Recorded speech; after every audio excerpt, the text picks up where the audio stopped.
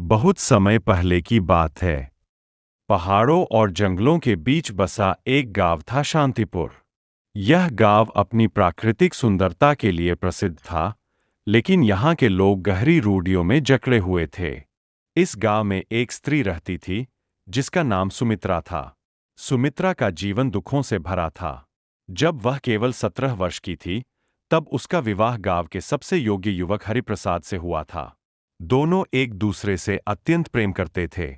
लेकिन शादी के 5 वर्ष बाद हरिप्रसाद को एक गंभीर बीमारी हो गई और कुछ ही दिनों में उसने दम तोड़ दिया। उस दिन से सुमित्रा के जीवन में अंधेरा छा गया।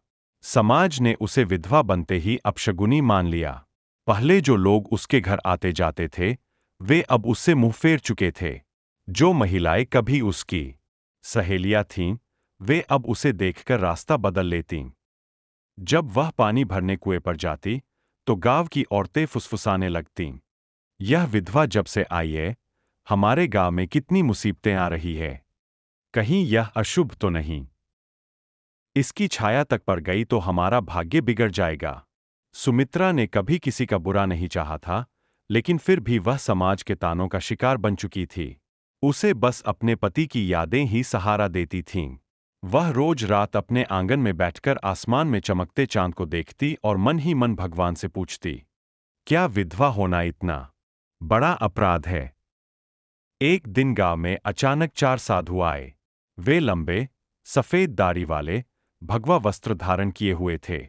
उनका चेहरा तेज से दमक रहा था और उनकी आंखों में गहरी शांति थी। गांव वाले उत्सुकता से उनके पास गए और आदरपूर्वक बोले, महाराज, कृपया हमारे गांव में ठहरें। हमें आपके आशीर्वाद की आवश्यकता है। साधुओं ने सहमति में सिर हिलाया और गांव के पुराने मंदिर में रुक गए। लेकिन जब उन्होंने पहली बार सुमित्रा को देखा, तो उनकी आंखों में एक अजीब चमक आ गई। सबसे वृद्ध साधु बोले, यह स्त्री साधारण नहीं है। इसके भाग्य में कुछ विशेष लिखा है। गांव वाले चौंक गए। कैसे? यह तो एक विधवा है, अभागिन। लेकिन साधु मुस्कुराए और कुछ नहीं बोले।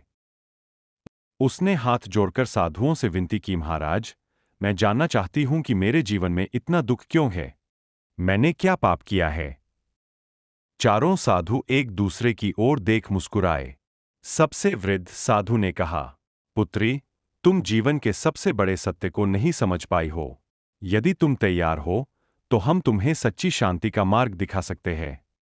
सुमित्रा ने तुरंत सिर झुका लिया, मैं तैयार हूं, महाराज। पहली परीक्षा भय पर विजय। अगली सुबह चारों साधु सुमित्रा को गांव के बाहर एक घने जंगल में ले गए। त्यागानंद बोले, इस जंगल में पूरी रात अकेले बितानी होगी। यहां जंगली जानवर भी है और अनजानी शक्तियां भी। अगर तुमने डर को हरा दिया, तो पहली परीक्षा पास कर लोगी। सुमित्रा के दिल में भय था, लेकिन उसने हिम्मत दिखाई और जंगल में रुकने को तैयार हो गई। रात हुई। जैसे ही अंधेरा घना हुआ, जंगल में अजीब अजीब आवाजें आने लगीं। पेड़ों के पीछे सरसराहट, दूर किसी जानवर की गुर्राहट और कभी-कभी हवा में फुसफुसाहट। लेकिन सुमित्रा ने अपनी आंखें बंद कर लीं और मन में सोचा, डर केवल हमारे मन में होता है। अगर मैं इसे जीत लूं, तो कुछ भी असंभव नहीं। धीरे धीरे आवाजें शांत हो गईं। सुबह हुई। ज्ञानानंद बोले, तुमने डर को जीत लिया, अब तू तैयार हो अगली परीक्षा के लिए। अब सुमित्रा को अपनी सबसे प्रिय वस्तु का त्याग करना था। कर्मानंद बोले, त्याग की शक्ति सबसे बड़ी होती है। अगर तुम जीवन में आगे बढ़ना चाहती हो, तो तुम्हें अपने सबसे प्रिय चीज को छोड़ना होगा। सुमित्रा के पास केवल अपने पति की तस्वीर थी, जो उसकी सबसे प्रिय चीज थी। कुछ देर तक संघर्ष करने के बाद उसने तस्वीर को गांव के तालाब में प्रवाहित कर दिया। अब तुम अंतिम परीक्षा के लिए तैयार हो।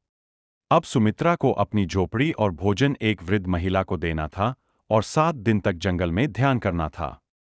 उसने अपना सब कुछ छोड़ दिया और 7 दिन तक बिना भोजन और पानी के ध्यान किया।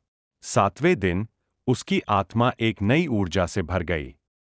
चारों साधु फिर से प्रकट हुए। जब सुमित्रा गांव लौटी, तो अब लोग उसे मां सुमित्रा कहने लगे। जिसने कभी तिरस्कार झेला था, वही अब गांव की मार्गदर्शक बन चुकी थी।